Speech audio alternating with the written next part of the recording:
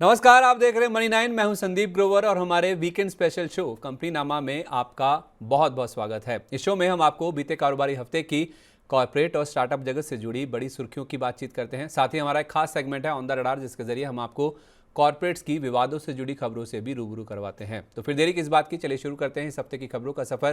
पहले बात करते हैं कॉर्पोरेट से जुड़ी बड़ी खबरों की और आपको ले चलते हैं पहली खबर की तरफ।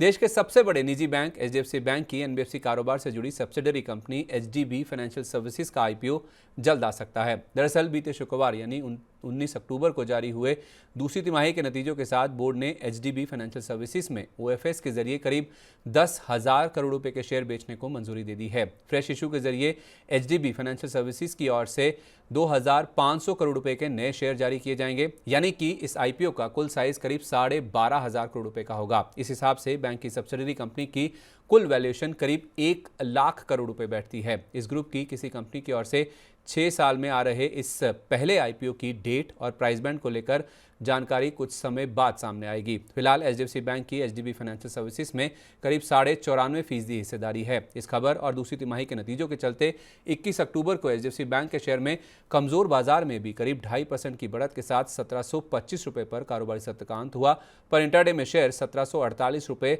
15 पैसे तक भी उछल गया था। अगली खबर, बीते शुक्रवार यानी 18 अक्टूबर की शाम को जेएसडब्ल्यू स्टील के बोर्ड ने थाइसन-क्रुप इलेक्ट्रिकल स्टील इंडिया यानी टीकेईएस की 100% हिस्सेदारी खरीदने के प्रस्ताव को मंजूरी दे दी है। यह हिस्सेदारी जापान की जेएफई स्टील कॉरपोरेशन के साथ मिलकर 50-50 जॉइंट वेंचर यानी जेवी के जरिए खरीदी जाएगी। इस डील के तहत थाइसन-क्रुप ग्रुप की ओर से टीकेईएस इंडिया के ऑपरेशन से जुड़ी टेक्नोलॉजी जेएसडब्ल्यू स्टील को ट्रांसफर की जाएगी। इस हिस्सा खरीद पर कंपनी की ओर से 4,051 करोड़ रुपए का खर्च किया जाएगा और यह सौदा अगले 8 महीने में पूरा होने की उम्मीद है। इस खबर के चलते सोमवार 21 अक्टूबर को जेएसडब्ल्यू स्टील के शेयर में करीब 1.25% की गिरावट के साथ 981 रुपए पर कारोबारी सत्र की क्लोजिंग हुई, जो कि 980 रुपए 5 पैसे के निचले स्तर के बेहद करीब था। अगली खबर, जेएसडब्ल्यू एनर्जी की subsidiary company JSW neo energy यानी जेएसडब्ल्यू एनईएल ने हिट्रो विंड पावर के 3 विंड एनर्जी प्रोजेक्ट्स को खरीदने की घोषणा की है। इन तीनों विंड एनर्जी प्रोजेक्ट्स की कुल 125 मेगावाट की क्षमता है और यह सौदा करीब $75 मिलियन या 630 करोड़ रुपए की एंटरप्राइज वैल्यू में किया गया है। एंटरप्राइज वैल्यू में इक्विटी के साथ साथ डेट यानी कर्ज को भी शामिल किया जाता है। जेएसडब्ल्यू नियो का वित्त वर्ष 2025 के अंत तक 10 गीगावाट यानी 10,000 मेगावाट क्षमता हासिल करने का लक्ष्य है और ये डील उसी लक्ष्य को हासिल करने के तहत ही की गई है। 21 अक्टूबर को जेएसडब्ल्यू एनर्जी के शेयर में कमजोर बाजार में भी करीब 1.5% की बढ़त के साथ 686 रुपए 10 पैसे पर कारोबारी सत्र का अंत हुआ। अगली खबर, पॉलिसी बाजार की पेरेंट कंपनी पीबी फिनटेक को अकाउंट एग्रीगेटर सर्विसेज मुहैया करवाने के लिए बैंकिंग रेगुलेटर आरबीआई से मंजूरी मिल गई है। दरअसल पीबी फिनटेक की subsidiary company PB financial account aggregators यानी पीबीएए को अकाउंट एग्रीगेटर के रूप में एनबीएफसी बिजनेस शुरू करने के लिए आरबीआई से सर्टिफिकेट ऑफ रजिस्ट्रेशन मिल गया है। 18 अक्टूबर को मिले इस सर्टिफिकेट के मुताबिक ये कंपनी बिना पब्लिक डिपॉजिट लिए मल्टीपल सोर्सेज से फाइनेंशियल डेटा को सिक्योरली एग्रीगेट और शेयर कर सकती है। इस तरह पीबीएए फाइनेंशियल टेक्नोलॉजी सेक्टर में अपनी सेवाओं का विस्तार कर पाएगी। 21 अक्टूबर को पीबी फिनटेक के शेयर में 1632 रुपए 60 पैसे का लो लगाने के बाद 1.25% की गिरावट के साथ 1662 रुपए 50 पैसे पर कारोबारी सत्र का अंत हुआ। अगली खबर, मंगलवार 22 अक्टूबर को अदानी ग्रुप की कंपनी अंबुजा सीमेंट्स ने ओरिएंट सीमेंट की 46.8% हिस्सेदारी खरीदने की घोषणा की है। 395 रुपए 40 पैसे प्रति शेयर के भाव पर 8,100 करोड़ रुपए में यह हिस्सेदारी खरीदी जाएगी। अगले 3-4 महीने में ये दोनों कंपनियों के ओर में जो डील हुई है उसके पूरा होने की संभावना है, जिसके बाद ओरिएंट सीमेंट के अतिरिक्त 26% हिस्से के लिए ओपन ऑफर भी आएगा। अंबुजा सीमेंट्स इस हिस्सा खरीद के लिए आंतरिक स्रोतों से रकम जुटाएगी। गौरतलब है कि पिछले 2 सालों में अदानी ग्रुप की ओर से सीमेंट सेक्टर में ये तीसरी डील है। इससे पहले साल 2023 में सांगी इंडस्ट्रीज को खरीदा गया था, जिससे 6 एमटीपीए क्षमता जुड़ी थी। जून 2024 में पेन्ना सीमेंट को खरीदा था। इस डील से ग्रुप की 10 एमटीपीए से क्षमता बढ़ी थी। अब अक्टूबर 2024 में ओरिएंट सीमेंट को खरीदा जा रहा है, जिसकी 8.5 एमटीपीए की कैपेसिटी है। 22 अक्टूबर को 583 रुपए 25 पैसे तक की शुरुआती तेजी के बाद अंबुजा सीमेंट्स के शेयर में करीब 2% की कमजोरी के साथ 561 रुपए पर, वहीं ओरिएंट सीमेंट के शेयर में 379 रुपए का 52 वीक हाई लगाने के बाद करीब 3% की गिरावट के साथ 342 रुपए 50 पैसे पर दिन के निचले स्तर के करीब क्लोजिंग देखने को मिली। 23 अक्टूबर को खबर थी कि अदानी एनर्जी सॉल्यूशंस को मार्केट रेगुलेटर सेबी ने शो कोज नोटिस जारी किया है। ये नोटिस शेयर होल्डिंग पैटर्न में पाई गई खामियों को लेकर जारी किया गया है। कंपनी की ओर से निवेशकों का क्लासिफिकेशन गलत तरीके से किया गया है। असल में हाल में जारी ताज़ा शेयर होल्डिंग पैटर्न में कंपनी ने अपने कुछ निवेशकों को पब्लिक शेयर होल्डर्स की कैटेगरी में डाल दिया था, जिसको लेकर नोटिस मिला है। नोटिस मिलने की खबर से 23 अक्टूबर को अदानी एनर्जी का शेयर 965 रुपये 40 पैसे तक लुढ़कने के बाद करीब 3% की गिरावट लेकर 980 रुपये 75 पैसे पर जाकर बंद हुआ। 24 अक्टूबर को खबर थी कि अदानी पावर की 28 अक्टूबर को फंड जुटाने को लेकर बोर्ड बैठक होने वाली है। इस बैठक में बोर्ड एनसीडीज के प्राइवेट प्लेसमेंट के जरिए 5,000 करोड़ रुपए जुटाने पर विचार करेगा। 24 अक्टूबर को अदानी पावर के शेयर में 585 रुपये का लो लगाने के बाद करीब 3.25% की बढ़त के साथ 603 रुपये 25 पैसे पर कारोबार की समाप्ति हुई। 24 अक्टूबर की शाम को खबर थी कि अदानी ग्रुप की कॉपर कारोबार से जुड़ी कंपनी कच्छ कॉपर की ऑस्ट्रेलिया की दिग्गज माइनिंग कंपनी बीएचपी के साथ 1.6 एमटीपीए कॉपर कॉन्सेंट्रेट खरीदने के लिए बातचीत चल रही है। एक रिपोर्ट के मुताबिक इस डील के तहत सालाना 30,000 करोड़ रुपए की खरीद की जाएगी। 25 अक्टूबर को अदानी एंटरप्राइजेस के शेयर में 5% की गिरावट के साथ 2,691 रुपये 50 पैसे पर कारोबार की समाप्ति हुई।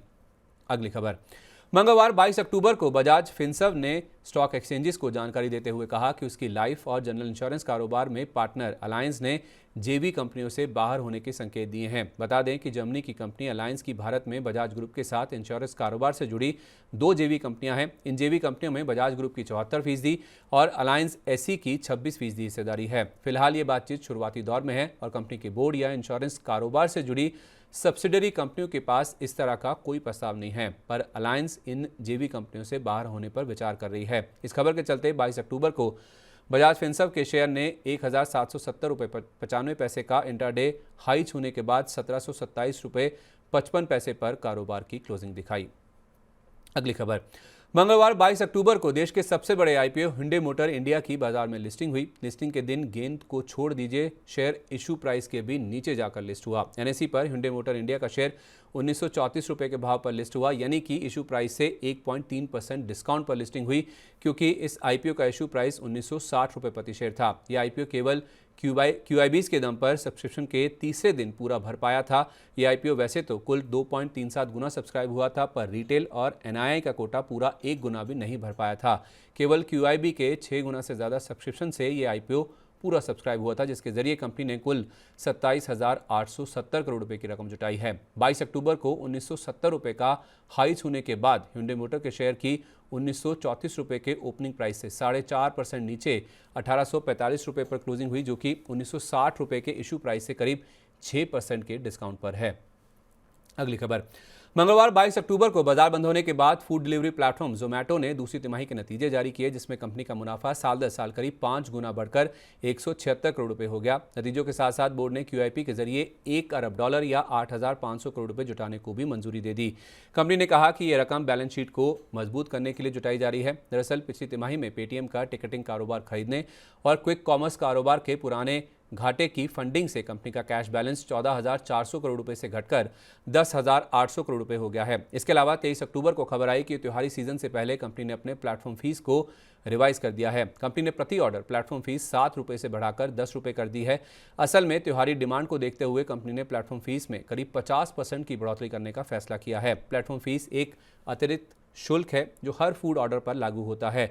इसके अलावा ग्राहक को जीएसटी, रेस्टोरेंट फीस और डिलीवरी फीस भी लगती है। अब इसे बढ़ाने के कारण को समझें तो कंपनी ने बताया है कि यह शुल्क जोमैटो को चालू रखने के लिए बिलों का भुगतान करने में कंपनी की मदद करता है। बता दें कि घाटे में चल रही कंपनी को मुनाफे में लाने के लिए जोमैटो ने पिछले साल ही ये मनमानी फीस वसूलनी शुरू की थी। सबसे पहली बार अगस्त 2023 में जोमैटो ने 2 रुपये की प्लेटफॉर्म फीस लगाई थी। इस फैसले को 2 महीने के अंदर ही फीस को बढ़ाकर 3 रुपये कर दिया गया था। फिर 1 जनवरी 2024 को इसे बढ़ाकर 4 रुपये कर दिया गया। उसके बाद कभी 1 रुपये तो कभी 2 रुपये बढ़ाकर इसे 7 रुपये कर दिया गया था। लेकिन अब कंपनी ने एक साथ 3 रुपये की बढ़ोतरी कर इसे 10 रुपये कर दिया है। इन दोनों खबरों के चलते 23 अक्टूबर को शुरुआती कुछ मिनटों में 242 रुपये 10 पैसे तक लुढ़कने के बाद जोमैटो के शेयर में करीब 3% की मजबूती के साथ 264 रुपये पर कारोबार का अंत हुआ।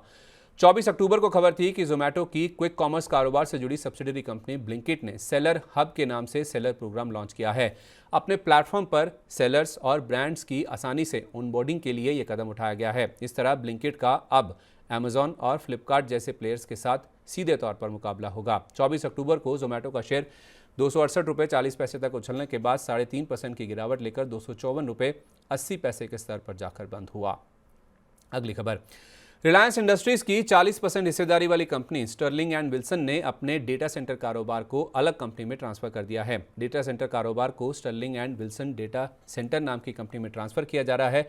इस फैसले के बाद डेटा सेंटर कारोबार में प्रमोटर खुर्शीद दारूवाला और उनके परिवार की 30% हिस्सेदारी होगी। वहीं बाकी बची हिस्सेदारी आशीष कचोलिया, लसित संघवी, मधु केला और मुकुल अग्रवाल जैसे बड़े निवेशकों के पास होगी। यानी कि स्टर्लिंग एंड विल्सन की डेटा सेंटर कारोबार में कोई हिस्सेदारी नहीं होगी। इस कंपनी ने प्रमोटर और निवेशकों से विदेश में कारोबार विस्तार और अपनी ऑर्डर बुक पूरी करने के लिए 1000 करोड़ रुपए की रकम भी जुटा ली है। 22 अक्टूबर को कारोबार के अंत पर स्टर्लिंग एंड विल्सन के शेयर में 5% के निचले सर्किट पर 587 रुपये 80 पैसे पर क्लोजिंग देखने को मिली।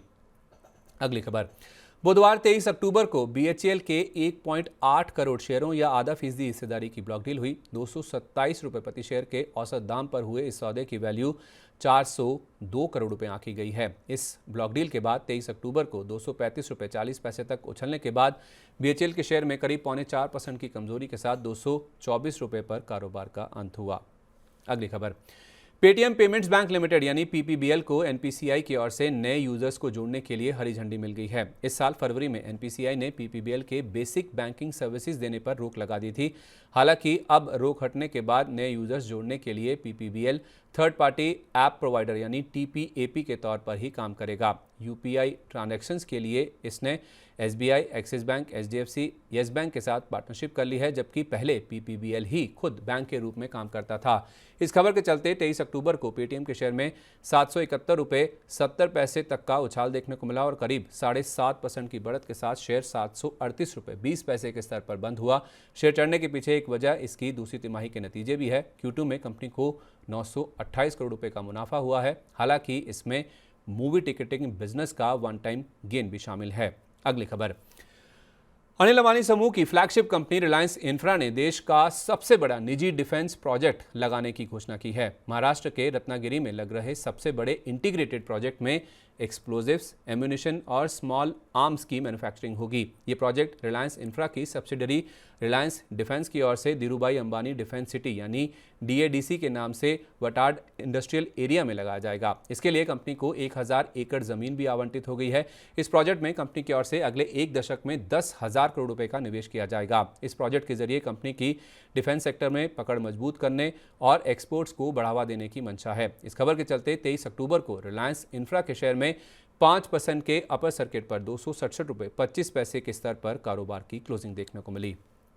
अगली खबर, 23 अक्टूबर को खबर थी कि RIL की सब्सिडरी जियो फाइनेंशियल के साथ हाथ मिलाने के लिए अलायंस अपना बजाज ग्रुप के साथ 23 साल पुराना रिश्ता तोड़ सकता है। दरअसल मीडिया रिपोर्ट्स के मुताबिक जियो फाइनेंशियल की अलायंस के साथ भारत में इंश्योरेंस JVs के लिए बातचीत चल रही है। ब्लूमबर्ग की ओर से जारी इस रिपोर्ट के मुताबिक दोनों कंपनियों के बीच बातचीत अभी शुरुआती दौर में है। हालांकि दोनों कंपनियों ने जनरल और लाइफ इंश्योरेंस कंपनी बनाने पर चर्चा की है। आपको बता दें कि जर्मनी की कंपनी अलायंस की भारत में पहले से बजाज ग्रुप के साथ इंश्योरेंस से जुड़ी 2 JV कंपनियां पहले से हैं। माना जा रहा है कि पार्टनरशिप की दिशा पर विवाद के चलते अलायंस अपने JV पार्टनर से स्प्लिट हो सकती है। फिलहाल KB कामत की अगुवाई में जियो फाइनेंशियल NBFC और इंश्योरेंस ब्रोकरेज कारोबार कर रही है और इस कंपनी ने एसेट मैनेजमेंट कारोबार के लिए ब्लैकरॉक के साथ एक JV कंपनी भी कर बनाई है।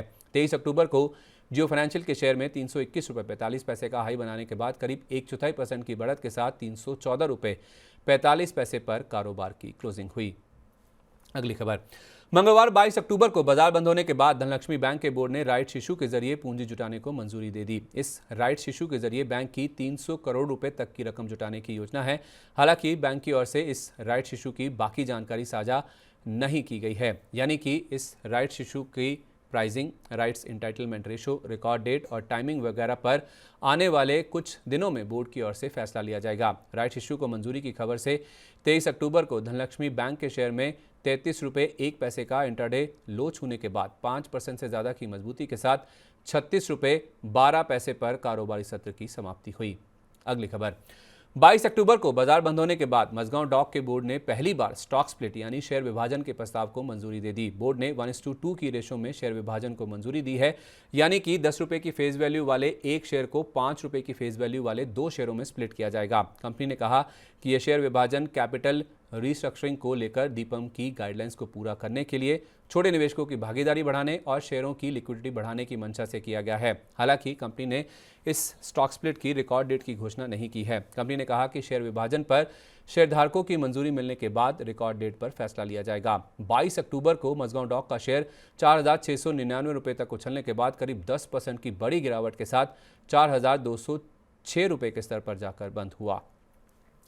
शुगर उत्पादन और गियरबॉक्स बनाने के कारोबार से जुड़ी कंपनी त्रिवेणी इंजीनियरिंग ने इंडियन मेड फॉरेन लिकर यानी IMFL सेगमेंट में एंट्री ले ली है। दरअसल कंपनी ने उत्तर प्रदेश में प्रीमियम और super premium whisky brands launch किए हैं। Matsya triple reserve blended whisky और the Crafters Stamp rare artisan blended whisky नाम के इन ब्रांड्स की 1,35,000 लीटर और 4,20,000 लीटर की सालाना उत्पादन क्षमता है। जुलाई 2024 में इन दोनों विस्की ब्रांड्स को उत्तर प्रदेश के 25 जिलों में लॉन्च किया गया था। इन ब्रांड्स का रोल आउट FY26 यानी अगले वित्त वर्ष में पूरा होगा, जिसके तहत 5,000 से ज़्यादा रिटेल आउटलेट्स को लेकर इसको कवर किया जाएगा। 23 अक्टूबर को त्रिवेणी इंजीनियरिंग के शेयर में 383 रुपये 5 पैसे का लो लगाने के बाद 4% से ज़्यादा की मजबूती के साथ 411 रुपये के स्तर पर क्लोजिंग देखने को मिली, जो कि दिन का उच्चतम स्तर था। अगली खबर, बुधवार 23 अक्टूबर को बाजार बंद होने के बाद जारी हुए दूसरी तिमाही के नतीजों के साथ देश की सबसे बड़ी FMCG कंपनी HUL के बोर्ड ने अपना आइसक्रीम कारोबार अलग करने को मंजूरी दे दी। आइसक्रीम कारोबार अलग करने के तरीके को लेकर कंपनी दिसंबर तक फैसला लेगी। आइसक्रीम कारोबार अलग करने से जुड़ा फैसला इंडिपेंडेंट कमेटी की सिफारिशों के चलते लिया गया है। हालांकि कंपनी के CEO रोहित जावा के मुताबिक इस बिजनेस को 2 तरीके से अलग किया जा सकता है, या तो इस कारोबार को बेच दिया जाएगा या इसका डीमर्जर किया जाएगा, जिसके बाद इस कंपनी की अलग से शेयर बाजार में लिस्टिंग करवाई जाएगी। 19 मार्च 2024 को HUL की पेरेंट कंपनी यूनिलीवर ने अपने आइसक्रीम कारोबार को अलग करने की घोषणा की थी, जिसके बाद HUL भी अपने इस कारोबार को लेकर अलग अलग स्ट्रेटेजिक विकल्पों पर विचार कर रही है। फिलहाल HUL के आइसक्रीम कारोबार का कंपनी के कुल रेवेन्यू में सिर्फ 3% का ही योगदान है। इस खबर और दूसरी तिमाही के नतीजों के चलते 24 अक्टूबर को HUL के शेयर में 2,452 रुपये 60 पैसे तक लुढ़कने के बाद करीब 6% की बड़ी गिरावट के साथ 2,504 रुपये 75 पैसे पर कारोबारी सत्र का अंत हुआ। अगली खबर, सोना BLW के बोर्ड ने एस्कॉर्ट्स कुबोटा के रेलवे इक्विपमेंट डिवीजन यानी RED कारोबार को 1,600 करोड़ रुपए में खरीदने की मंजूरी दे दी है। कंपनी की ओर से स्लम्प सेल के आधार पर एस्कॉर्ट्स का RED कारोबार खरीदा जाएगा। फिलहाल कंपनी का 4 मुख्य सेगमेंट्स में कारोबार है और इस अधिग्रहण से कंपनी का कारोबार डाइवर्सिफाई होगा। ये company PV, CV, electric 2 wheeler, electric 3 wheeler के लिए ऑटो कंपोनेंट्स बनाने का कामकाज करती है। वैसे भी RED कारोबार में बड़ा एंट्री बैरियर होता है और एस्कॉर्ट्स कुबोटा इस क्षेत्र में मार्केट लीडर है। दूसरी ओर कुबोटा की ग्लोबल स्ट्रैटेजी के तहत एस्कॉर्ट्स कुबोटा ने अपना ये कारोबार बेचा है, जिसके बाद कंपनी अपने कोर कारोबार के ऊपर फोकस करेगी। फिलहाल एग्री मशीनरी से एस्कॉर्ट्स कुबोटा की कुल बिक्री का 70% और रेलवे इक्विपमेंट कारोबार से केवल 11% का ही योगदान आता है। पर इस कारोबार बिक्री से एस्कॉर्ट्स कुबोटा की आय पर दबाव की आशंका जताई जा रही है, जिस वजह से 24 अक्टूबर को एस्कॉर्ट्स कुबोटा का शेयर 5.5% से ज़्यादा गिरकर 3,494 रुपये पर और सोना BLW का शेयर 13% से ज़्यादा के उछाल के साथ 728 रुपये के स्तर पर जाकर बंद हुआ। अगली खबर, बुधवार 23 अक्टूबर को GMR ग्रुप ने 6,300 करोड़ रुपए की डेट फंडिंग हासिल करने की घोषणा की। ये funding Abu Dhabi investment authority यानी ADIA से मिली है। इस रकम का इस्तेमाल GMR एयरपोर्ट्स की promoter group entity GMR enterprises private limited यानी GEPL के कर्ज की रीफाइनेंसिंग पर किया जाएगा। दरअसल ADIA ने subsidiary company GMR infra enterprises के डिबेंचर्स के जरिए यह निवेश किया है और इस कर्ज रीफाइनेंसिंग के पूरा होने के बाद GMR एयरपोर्ट्स के प्रमोटर ग्रुप की कंपनी में गिरवी रखी हिस्सेदारी में बड़ी कमी होगी, क्योंकि इससे कई सारे लेंडर्स एक सोर्स ऑफ कैपिटल में शिफ्ट हो जाएंगे। इस खबर के चलते 24 अक्टूबर को GMR एयरपोर्ट्स के शेयर में 83 रुपये 65 पैसे का हाई लगाने के बाद करीब आधा % की बढ़त के साथ 82 रुपये 60 पैसे पर कारोबार की क्लोजिंग हुई। अगली खबर, बैंकिंग रेगुलेटर RBI ने एक्सिस बैंक के MD and CEO Amitabh Chaudhary का कार्यकाल 3 साल बढ़ाने के लिए मंजूरी दे दी है। अमिताभ चौधरी का कार्यकाल 1 जनवरी 2025 से लेकर 31 दिसंबर 2000 27 तक के लिए बढ़ाने को आरबीआई ने हामी भर दी है। 26 जुलाई को हुई एजीएम में बैंक के शेयरधारकों ने इस प्रस्ताव को पहले ही मंजूरी दे दी थी। एचडीएफसी लाइफ के साथ 9 साल से ज़्यादा समय बिताने के बाद अमिताभ चौधरी ने 2019 में एक्सिस बैंक को ज्वाइन किया था। उनकी अगुवाई में बैंक ने रिटेल बैंकिंग और डिजिटल कैपेबिलिटीज़ का विस्तार किया है और अपनी मार्केट पोजीशन में भी सुधार किया है। खबर आने के बाद 25 अक्टूबर को एक्सिस बैंक के शेयर में कमज़ोर बाजार में भी करीब 2% की बढ़त के साथ 1189 रुपये पर कारोबार का अंत हुआ। हालांकि शेयर का इंटरडे हाई 1201 रुपये 75 पैसे का था। अगली खबर, सरकारी कंपनी एमएसटीसी ने अपनी सब्सिडरी फेरो स्क्रैप निगम यानी एफएसएनएल के स्ट्रेटेजिक विनिवेश के लिए जापान की कंपनी केनॉय के ट्रांसपोर्ट के साथ शेयर परचेज एग्रीमेंट या एसपीए साइन किया है। कंपैटिटिव बिडिंग की प्रक्रिया से हुए इस सौदे की 320 करोड़ रुपए की वैल्यू आंकी गई है, जो कि अगले 7 दिन में पूरा किया जाएगा। पिछले महीने सरकार ने फेरो स्क्रैप निगम के विनिवेश को मंजूरी दी थी। आपको बता दें कि छत्तीसगढ़ में स्थित फेरो स्क्रैप निगम को स्टील मिल सर्विसेज में महारत हासिल है। इस डील की खबर से 25 अक्टूबर को एमएसटीसी के शेयर में 645 रुपये 80 पैसे का लो छूने के बाद 2% से ज़्यादा की कमजोरी के साथ 654 रुपये के स्तर पर कारोबारी सत्र की क्लोजिंग हुई। तो ये थी बीते कारोबारी हफ्ते की कॉर्पोरेट जगत से जुड़ी बड़ी सुर्खियां। चलिए अब रुक करते हैं कॉर्पोरेट जगत की ऐसी खबरों का जिनमें कोई ना कोई विवाद जुड़ा हुआ है। चलते हैं हमारे खास सेगमेंट ऑन द रडार की तरफ और आपको ले चलते हैं पहली खबर की ओर। बीते वीकेंड पर जेएम फाइनेंशियल के लिए एक राहत की खबर आई। दरअसल जेएम फाइनेंशियल की एनबीएफसी कारोबार से जुड़ी subsidiary company JM financial products पर आरबीआई ने लगाई रोक को तुरंत प्रभाव से हटा दिया है। करीब 7 महीने पहले आरबीआई की ओर से जेएम फाइनेंशियल प्रोडक्ट्स पर कार्रवाई की गई थी। कंपनी नमा के एपिसोड नंबर 116 में हमने आपको बताया था कि 5 मार्च 2024 की शाम को आरबीआई ने जेएम फाइनेंशियल पर बड़ी कार्रवाई की है, जिसके तहत कंपनी पर कुछ पाबंदियां लगाई गई हैं। इसमें कंपनी को शेयरों और डिबेंचर्स के बदले कर्ज देने से तत्काल प्रभाव से रोक लगा दी गई है। कंपनी आईपीओ के बदले भी कर्ज नहीं दे सकेगी। आरबीआई ने अपनी जांच में कर्ज देने में कई खामियां पकड़ी थी, जिसके बाद ये फैसला लिया गया था। 21 अक्टूबर को 168 रुपये 75 पैसे का 52 वीक हाई लगाने के बाद जेएम फाइनेंशियल के शेयर में करीब 7.5% की गिरावट के साथ 147 रुपये पर कारोबारी सत्र की क्लोजिंग हुई। अगली खबर, बीते शुक्रवार यानी 18 अक्टूबर को बाजार बंद होने के बाद ministry of road transport and highways यानी MORTH ने पीएनसी इंफ्राटेक और उसकी 2 सब्सिडरी कंपनियों पर 1 साल के लिए बैन लगा दिया है, यानी कि डिस्क्वालीफाई कर दिया है। MORTH की ओर से लगाए गए बैन के हिसाब से पीएनसी इंफ्रा और उसकी सब्सिडरी कंपनियां पीएनसी खजुराहो हाईवेज और PNC Bundelkhand highways road ministry के किसी भी टेंडर के लिए 18 अक्टूबर से लेकर अगले 1 साल के लिए बोली नहीं लगा पाएंगी। मीडिया रिपोर्ट्स के मुताबिक ये मामला सीबीआई की ओर से रिश्वतखोरी से जुड़ी एक जांच से जुड़ा हुआ है। अगर इस बैन का कंपनी के फाइनेंशियल्स पर असर समझें तो पीएनसी की 19,100 करोड़ रुपए की ऑर्डर बुक है, जिसका 38% हिस्सा ministry of road transport and highway से ही आया है। हालांकि इस बैन के बाद कंपनी ने सफाई जारी कर कहा कि इस बैन का कंपनी की मौजूदा ऑर्डर बुक पर कोई असर नहीं होगा। पर गौर करने वाली बात यह है कि लगभग 40% ऑर्डर MORTH से ही मिलते हैं, इसलिए कंपनी की गाइडेंस के ऊपर बड़ा असर देखने को मिल सकता है। 21 अक्टूबर को पीएनसी इंफ्रा के शेयर में 20% के निचले सर्किट पर 366 रुपये 80 पैसे पर कारोबारी सत्र की क्लोजिंग हुई। 21 अक्टूबर को बाजार बंद होने के बाद खबर आई कि पीएनसी इंफ्रा और उसकी 2 SPVs PNC Khajuraho highways and PNC Bundelkhand highways ने MORTH के खिलाफ दिल्ली हाई कोर्ट में 3 अलग अलग रिट पिटिशंस दाखिल की हैं। पर इसके बावजूद 22 अक्टूबर को भी पीएनसी इंफ्रा के शेयर में करीब 0.7% की गिरावट के साथ 342 रुपये 30 पैसे पर कारोबार की समाप्ति हुई। अगली खबर, मार्केट शेयर के हिसाब से इलेक्ट्रिक 2 व्हीलर बनाने वाली देश की सबसे बड़ी कंपनी ओला इलेक्ट्रिक ने इस हफ्ते स्टॉक एक्सचेंजों को जानकारी देते हुए बताया कि उसने सेंट्रल कंज्यूमर प्रोटेक्शन अथॉरिटी यानी CCPA के शोकोज नोटिस का जवाब दे दिया है। कंपनी ने बताया कि उसने CCPA की कुल 10,644 में से 99.1% शिकायतों का निपटारा कर दिया है, यानी कि इनको रिजॉल्व कर दिया है। आपको बता दें कि 7 अक्टूबर को बाजार बंद होने के बाद CCPA ने कंपनी को नोटिस दिया था, जिसके बारे में हमने आपको कंपनी नामा के एपिसोड नंबर 147 में जानकारी दी थी। ग्राहकों की बढ़ती शिकायतों के चलते मिले इस नोटिस का जवाब देने के लिए कंपनी के पास 15 दिन का समय था। 22 अक्टूबर को 85 रुपये 29 पैसे तक उछलने के बाद ओला इलेक्ट्रिक के शेयर में करीब 0.25% की गिरावट के साथ 81 रुपये 6 पैसे पर कारोबारी सत्र की समाप्ति हुई। अगली खबर, श्रीराम प्रॉपर्टीज ने कंपनी के चेन्नई और बेंगलुरु में स्थित ऑफिस पर प्रवर्तन निदेशालय यानी ईडी की छापेमारी की जानकारी स्टॉक एक्सचेंजेस के साथ साझा की है। कंपनी ने कहा कि वो इस जांच में ईडी का पूरा सहयोग कर रही है और ये भी कहा कि कंपनी, उसके डायरेक्टर्स, जॉइंट वेंचर्स या सब्सिडरी कंपनियों को फंसाने के लिए कोई सबूत नहीं है। 25 अक्टूबर को 98 रुपये 1 पैसे तक फिसलने के बाद श्रीराम प्रॉपर्टीज के शेयर में करीब 3.5% की गिरावट के साथ 102 रुपये 66 पैसे पर कारोबारी सत्र का अंत हुआ।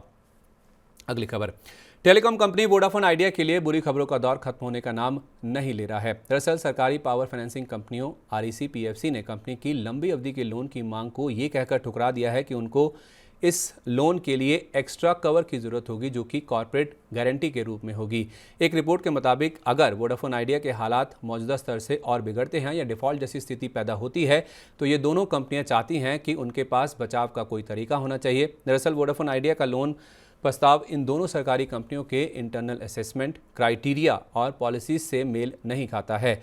25 अक्टूबर को वोडाफोन आइडिया के शेयर ने 7 रुपये 59 पैसे का नया 52 वीक लो टच किया और कारोबार की क्लोजिंग करीब 6% की कमजोरी के साथ 7 रुपये 67 पैसे के स्तर पर देखने को मिली। तो कॉर्पोरेट जगत से जुड़ी इस हफ्ते की तमाम बड़ी खबरें हमने आपके सामने रख दी हैं। अब बढ़ते हैं स्टार्टअप्स की खबरों की और स्टार्टअप अपडेट में और चलते हैं पहली खबर की तरफ। वॉलमार्ट के समर्थन वाली फोनपे के वित्त वर्ष 2024 के घाटे में 29% की कमी हुई है। कंपनी का घाटा 2,795 करोड़ रुपए से घटकर 1,996 करोड़ रुपए रह गया है। घाटे में कमी या वित्तीय प्रदर्शन में सुधार के पीछे कंपनी के रेवेन्यू में आई ग्रोथ बड़ी वजह रही है। वित्त वर्ष 2024 के दौरान कंपनी का ऑपरेटिंग रेवेन्यू 2,914 करोड़ रुपए से करीब 74% बढ़कर 5,064 करोड़ रुपए पर रहा है। अगली खबर, एडटेक कंपनी बायजूस की मुश्किलें बढ़ती ही जा रही हैं। दरअसल सुप्रीम कोर्ट ने एनक्लैट के अगस्त 2024 के उस फैसले पर रोक लगा दी है जिसमें एनक्लैट ने इस कंपनी को BCCI के साथ सेटलमेंट करने के लिए 158 करोड़ रुपए की पेमेंट करने की अनुमति दी थी। सुप्रीम कोर्ट का कहना है कि कंपनी के BCCI के साथ हुए पेमेंट बकाये को लेकर हुए सेटलमेंट में कुछ प्रोसीजरल खामियां हैं और ये सेटलमेंट कंपनी ने NCLT की ओर से 16 जुलाई को नियुक्त रेजोल्यूशन प्रोफेशनल पंकज श्रीवास्तव की अनुमति के बिना किया है। सुप्रीम कोर्ट ने कंपनी के US के लेंडर्स की ओर से की गई अपील को सही ठहराते हुए उनके हक में फैसला सुनाया है। इस फैसले के साथ सुप्रीम कोर्ट ने BCCI से ब्याज समेत सेटलमेंट की रकम को बायजूस की कमिटी ऑफ क्रेडिटर्स यानी COC के पास जमा करने के लिए भी कहा है। अगली खबर, दिग्गज फूड डिलीवरी कंपनी स्विगी ने प्लेटफॉर्म फीस बढ़ाने के बाद अब अपने IPO से पहले एक और बड़ा कदम उठाया है। असल में आगामी IPO के लिए कंपनी वैल्यूएशन के टारगेट को घटाने पर विचार कर रही है।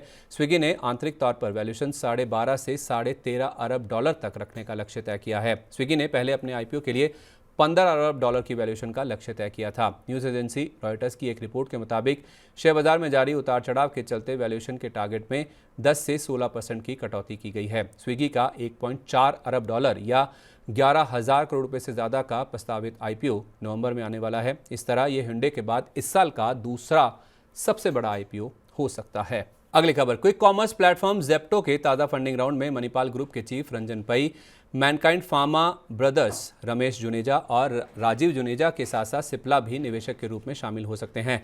दरअसल IPO लाने की प्रक्रिया शुरू करने से पहले जेप्टो की कंपनी में घरेलू शेयर होल्डर्स बढ़ाने की मंशा है। इसके अलावा जेप्टो की पेरेंट कंपनी किराना कार्ट ने NCLT से अगले 12 से 18 महीने में अपनी होल्डिंग कंपनी को सिंगापुर से भारत शिफ्ट करने के लिए अर्जी दाखिल की है, जिस पर सुनवाई शुरू भी हो चुकी है। तो आज के एपिसोड में बस इतना ही। खबरों के सिलसिले को यहीं पर विराम देते हैं, पर अगले शनिवार की शाम को आपसे फिर मुलाकात होगी इसी समय नई खबरों के साथ। तब तक आप जुड़े रहे मनी 9 के साथ। और हाँ, अगर आपको हमारा इस हफ्ते का शो अच्छा लगा है तो इस शो का लिंक आप अपने सहयोगी, अपने मित्रों, अपने दोस्तों, अपने रिश्तेदारों के साथ भी जरूर शेयर करें। मुझे दीजिए इजाज़त। कंपनी नामों को यहीं पर समेटते हैं। शुभ रात्रि, नमस्कार।